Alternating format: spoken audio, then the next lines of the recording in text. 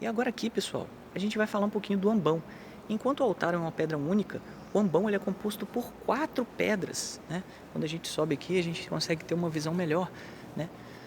Essas 4 pedras formam uma unidade, assim como os 4 evangelhos, segundo São Mateus, São Marcos, São Lucas e São João, formam, na verdade, uma unidade, uma única boa nova de nosso Senhor Jesus Cristo, de 4 formas diferentes, né?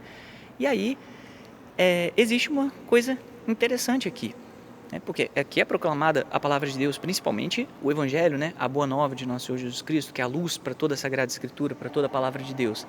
Agora, tem uma questão curiosa aqui. O ambão ele está justamente próximo aqui desses vitrais. Esses 2 aqui e aqueles outros 2 ali, né? Estão ao lado do ambão. Por quê? Aqui, quando a gente olha esse vitral, olhando bem lá em cima, a gente consegue ver um círculo bem lá em cima com um leão dentro, né? Depois, quando a gente olha aquele outro vitral, a gente vê uma águia lá dentro. Eu vou tentar apontar para vocês, ó, lá naquele círculo lá em cima. Depois, naquele outro, a gente vê um tourinho, um novilho. E aqui a gente vê um homem-anjo. O que isso significa? Né? Só aqui já, a explicação já está logo embaixo, né? Aqui, nesse homem-anjo, a gente vê escrito São Mateus, um evangelista, e a imagem dele. Depois a gente vê ali, ó, São Lucas, onde tem o novilho, e a imagem dele. Ali a gente tem o outro evangelista, São João, e a águia, né? E a imagem dele ali embaixo. E aqui, onde tem o leão, a gente tem São Marcos, né, escrito ali, e a imagem dele. Então, pessoal, por que esses desenhos desses animais aqui, né? A gente, bom, primeiro, lembrando, essas imagens, falando dos 4 evangelistas, estão ao redor do ambão, também formado por 4 peças que formam essa unidade dos evangelhos. E agora, esses desenhos dessas 4 formas, né? O leão, a águia, o homem-anjo e o novilho, eles têm um significado interessantíssimo, pessoal. Isso aí, lá no Antigo Testamento, no livro de Ezequiel, logo no início, no primeiro capítulo, a gente encontra Ezequiel tendo uma visão e ele viu 4 figuras, que são essas mesmas 4, o leão, a águia, o novilho e um homem-anjo.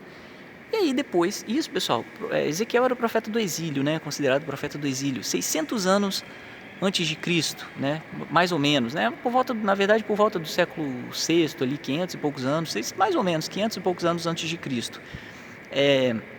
E depois, pessoal, mais ou menos 600 anos depois, no final do ano 100, São João, né, um dos apóstolos, o apóstolo João, exilado na ilha de Patmos, teve a visão do Apocalipse, pessoal. E nessa visão, ele também, além de outras coisas, né, ele também viu essas mesmas 4 figuras de Ezequiel. Então, olha só, Deus, na Sagrada Escritura, né, num lapso de tempo de 700 anos, ele deu a mesma visão. Primeiro para Ezequiel, depois para São João, né, a Antiga Aliança, depois da Nova Aliança.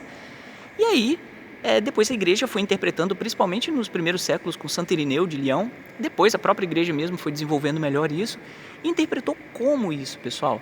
Ela interpretou que essas 4 figuras representam justamente os 4 evangelhos. Esse foi inclusive um dos critérios que Santo Irineu usou para definir esses 4 evangelhos, porque na época foram escritas outras coisas e existia, né, uma dúvida a respeito do que era canônico, ou seja, do que era revelado por Deus ou não.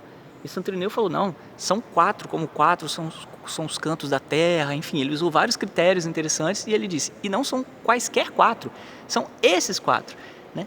E dentre outros critérios, o que ficou estabelecido pela igreja? Por quê? Esses elementos vistos por Ezequiel e por São João marcam o início e o sentido de cada um dos evangelhos, pessoal. Se a gente pegar, por exemplo, o Evangelho segundo São Marcos aqui, o leão, o início do Evangelho de São Marcos, ele fala de João Batista no deserto, né? Então, aquela voz que ruge no deserto, né, com força, ou seja, ele recolhe toda a força do anúncio dos profetas, São João Batista como sendo o último profeta, e anuncia, né? Ele prepara os caminhos do Senhor e anuncia com poder, né? Eis o Cordeiro de Deus, aquele que tira o pecado do mundo. Assim começa o Evangelho segundo São Marcos.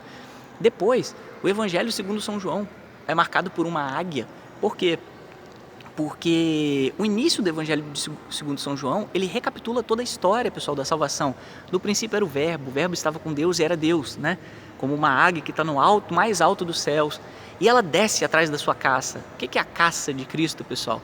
É a salvação das almas. Então ele desce para cumprir o seu objetivo como um mergulho da água que vai ao mais baixo, inclusive descendo a mansão dos mortos, morrendo por nós, e descendo a mansão dos mortos, vai ao mais baixo, e depois então sobe e volta ao mais alto dos céus com a sua ressurreição e ascensão, né? Para onde então visa nos levar, né? Se santos formos.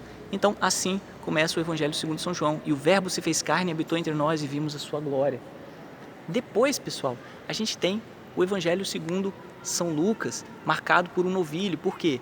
Porque ele começa com Zacarias oferecendo, o pai de João Batista, né, oferecendo um sacrifício no templo. E Zacarias representa ali, pessoal, a última geração dos sacerdotes, né? A última geração dos sacerdotes que daria a luz ao último dos profetas, né, João Batista. Essa última geração de sacerdotes, pessoal, por quê?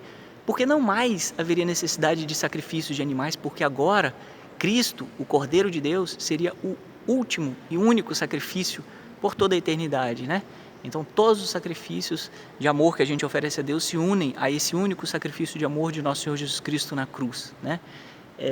Então, nesse sentido, ele começa falando desse sacrifício, né? E do Pai, oferecido pelo Pai de João Batista, que diria, ó, eis o Cordeiro de Deus que tira o pecado do mundo, é ele que vai se oferecer uma vez por todas como sacrifício.